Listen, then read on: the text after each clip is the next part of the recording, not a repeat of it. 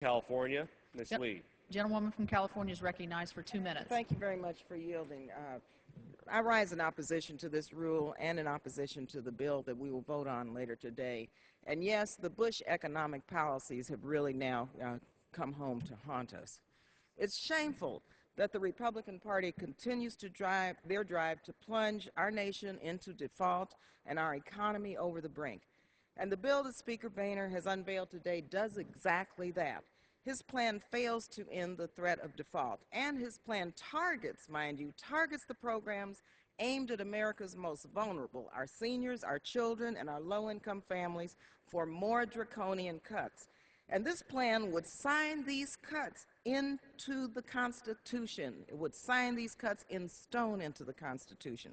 Trying to balance the budget on the backs of the poor is morally wrong, and it's economically bankrupt. This rule and this bill begins to erode and to dismantle Medicare, Medicaid, and Social Security, and it creates more unemployment.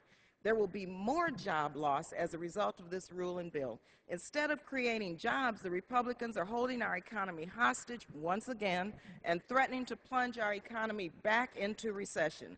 Instead of quickly passing a clean debt ceiling vote and bill, the Republicans are marching lockstep towards default.